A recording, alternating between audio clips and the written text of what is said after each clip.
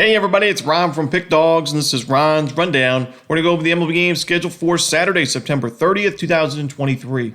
Now, if you like what you see, make sure to give this video a big thumbs up and subscribe to our channel. Don't forget to put your baseball picks in the comments section below. And if you're looking for my best bets, including my $19 rundown best bet, you can find those at the premium picks tab at pickdawgz.com. Alrighty, let's get into it. Here are the games for Saturday in Major League Baseball. First up, it's the Cleveland Guardians taking on the Detroit Tigers. Tristan McKenzie for Cleveland, no official starter for Detroit. And McKenzie really struggled his first start back. His control was just really off on that one. 6 walks given up in only an inning and 2/3. 3 earned runs, no strikeouts against the Orioles, and a 5-1 Guardians loss. The Tigers have not been good against righties in the last month, but it's tough to trust McKenzie's control in this game. We know he's battled injuries throughout the season. So for me, I'm just going to lean towards the Tigers here. I think they have a solid bullpen. Even though the Tigers have not been great at home this season, I just can't trust McKenzie. So a slight lean for me, but not my favorite game on the board. Next up, we go to the AL East as the Rays take on the Blue Jays. We're going to see Zach Littell and Hyun-Jin Ryu as the starters. The Blue Jays need this game a lot more than Tampa Bay does, but I still think that Littell's pitched well on the road this season. He's faced the Blue Jays a couple of times. He's pitched well in those games. The Rays have great numbers against lefties in the last month. They should be able to get to Ryu, and the Rays have the better bullpen in this matchup. So I'm going to go with Tampa Bay in this game. Ryu faced the Rays last start. He gave up 3 home runs and 5 earned runs in that game. While Littell faced the Blue Jays last week, he went 5 2/3 innings of no earned run baseball, gave up 2 unearned runs, 6 strikeouts, and a 7-6 Rays win. Give me the Rays in this one on the money line. Next up, the Miami Marlins taking on the Pittsburgh Pirates. No official starter for either team in this game. We see that also with the Rockies and Twins game later on Saturday. And, it's unfortunate, but it's what we're used to towards the end of the regular season in baseball. Either teams are getting ready and preparing for the postseason, or they're pretty much done with the regular season. They're looking towards next year, and maybe they're giving some prospects or rookies a chance on the mound and in the lineup. So for me, I'm going to take a Ruffalo, take a pass for both the Marlins Pirates game and Twins Rockies game, but just wanted to address it to make sure you guys know what was going on. Next up, the Chicago Cubs taking on the Milwaukee Brewers. Jordan Wicks for Chicago, no official starter for Milwaukee. Could be a bullpen game for the Brewers.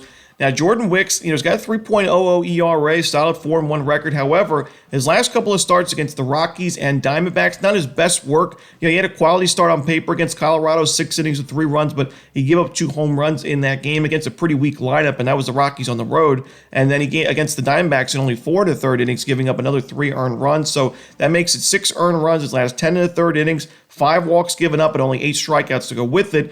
Now facing a Brewers team, it's hit lefties very well in the second half of the season. Does a good job of limiting strikeouts and getting on base via the walk against those lefties. And the Brewers have a solid bullpen. So for me, I'm going to go with the Brewers in this one on the money line at home. Next up, the New York Yankees taking on the Kansas City Royals. Clark Schmidt for New York, no official starter for Kansas City.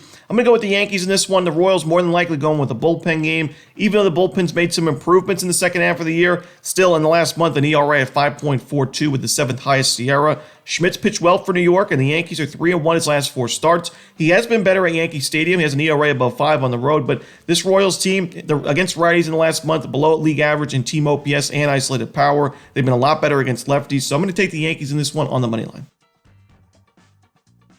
Next up, we see the San Diego Padres taking on the Chicago White Sox. Michael Wacha and Mike Clevenger are your projected starters. I think both of these starting pitchers are good options in this game. The difference maker for me is I trust this Padres lineup and bullpen a lot more. Wacha's been better at Petco Park, but still overall having a great season with a 13-4 record, 3.39 ERA. Clevenger, really strong second half of the season. Wasn't the best in the first half, but now he's got his ERA down to 3.4 on the year with a winning record for a losing team by far. So pretty impressive stuff from both of these guys, like I mentioned, but a little bit concerning that Clevenger had no strikeouts in 6 innings last start against the Red Sox. This is a Padres team that already does a really good job of limiting strikeouts at the dish and getting on base via the walk. Like I mentioned, the Padres have the big advantage in the bullpen in this game. The White Sox bullpen in the last month, an ERA just below 6. And the Padres' offensive numbers against righties and lefties much better than Chicago's in the last month and second half in general. So give me the Padres here on the money line on the road. Next up, let's go to Camden Yards as the Red Sox take on the Orioles. Cutter Crawford and Kyle Gibson are the projected starters. Now, with the Orioles clinching the AL East and pretty much the home field advantage throughout the American League playoffs, there isn't really much for the Orioles to play for in this game. And Kyle Gibson struggled at Camden Yards this year with an ERA above 5. Cutter Crawford's been a lot better on the road, much, much better on the road than at Fenway Park this season. Sub-3 ERA on the road, ERA above 6 at Fenway. So the pitching matchup, I think, benefits Boston. Even though their offense has not been great against righties in the last month, overall, we know the Red Sox have righties pretty well, and they do a good job at limiting strikeouts. Gibson has struggled against the Red Sox. He faced them once this season. He gave up in that 5 innings, 4 earned runs, 6 base hits, so a 7.2 ERA. Give me the Red Sox in this game on the money line on the road. Next up, the Cincinnati Reds taking on the St. Louis Cardinals. Connor Phillips and Drew Rom are the projected starters.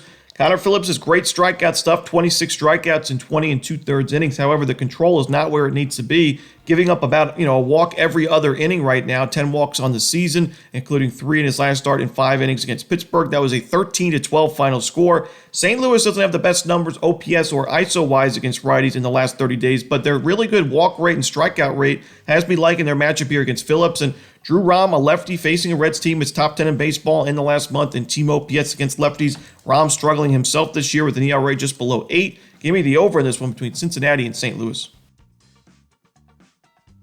Next up, the Texas Rangers taking on the Seattle Mariners. No official starter for Texas, but we should see Luis Castillo going for Seattle. Now, Castillo struggled his last game, and that was a big start. It was against the Houston Astros, a huge game in that one. Castillo against Verlander. Castillo gave up 5 earned runs and 2 home runs in 6 innings of work. That was a 5-1 Astros win. But overall this season, Castillo has pitched well at home this season, sub-3 ERA at T-Mobile. I think he bounces back here, but even if he gives up a few runs, this Mariners lineup should be able to get to the Rangers bullpen, which we know has struggled basically, all throughout the second half of the year. And in the first game of this series, we even saw a blown lead for the Rangers, 2-1 in the 9th inning. They blew that one 3-2 walk-off win for Seattle. So I'm going to take the Mariners in this one on the money line at T-Mobile Park. Next up, we see the Washington Nationals taking on the Atlanta Braves. Yoan Adon and Spencer Strider are the projected starters. We saw the same pitching matchup last week. That was an 8-5 Braves win, and it was a pitching mismatch then. I think it's the same mismatch here. Strider, even though he wasn't the best against the Nationals in that game, it was good enough for Atlanta to go on and win that and cover the run line, and the Braves have covered the run line in Strider's last 3 starts now. Adon has been better on the road this season than at home, but like I said, this Braves lineup is just absolutely crushing right into pitchers this season. Adon's given up at least 4 earned runs in each of his last 3 starts. Home runs and walks are also piling up in recent games for Adon. The Nationals bullpen, not trustworthy in my opinion. This is not a very good price with Atlanta, and I know they're not really playing for a ton, but they weren't playing for a ton in that Chicago Cubs series, and we still saw the Braves sweep that one. So give me Atlanta laying the 1.5 runs, maybe 2.5 runs to get a better price in this game. Next up, we see the Houston Astros taking on the Arizona Diamondbacks. Justin Verlander and Merrill Kelly are your projected starters. To me, the difference maker in this game is the fact that the Astros have absolutely crushed righties recently. Number 1 in baseball in OPS and number 2 in baseball in isolated power against righties in the last month, with a 16.5% strikeout rate to go with it. I think both of these starting pitchers have had their moments this year and have had good seasons overall, but I just trust the Astros lineup and bullpen a little bit more as well in this game, as Arizona's offensive numbers in the last month against righties, 27th in isolated power. That's just not going to get it done against a guy like Verlander, who's coming off one of his best starts of the season. Give me the Astros here on the money line on the road. Next to the Los Angeles Dodgers taking on the San Francisco Giants. Clayton Kershaw and Tristan Beck are the projected starters.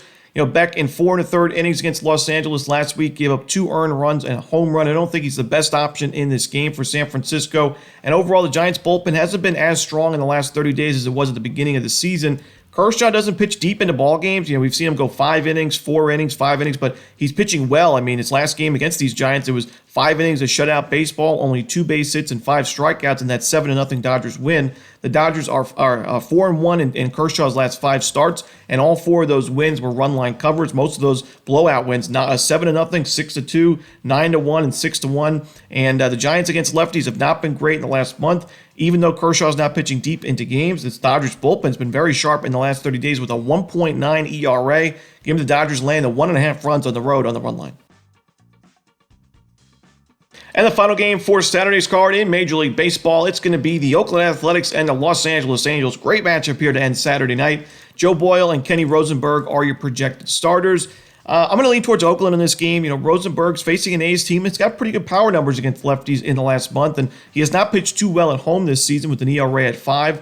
Joe Boyle is very small sample size. He only had 2 starts so far at the major league level, but in those games, 9 innings, no home runs, no earned runs, and 9 strikeouts. So he's actually been pretty solid for Oakland. I do think there's some regression concerns for sure, but for me, in a game like this between 2 really disappointing teams, I'd rather take the underdog. So give me Oakland plus the 1.5 runs with a sprinkle on the money line on the road. And that's it. Those are the games for Saturday in baseball. Hope you enjoyed this video. If you did, don't forget to hit that like button and subscribe. And don't forget to put your baseball picks in the comment section below. Again, if you're looking for my best bets, you can find those at Pick Dawgz Premium. As always, this is Ron Romanelli. Good luck.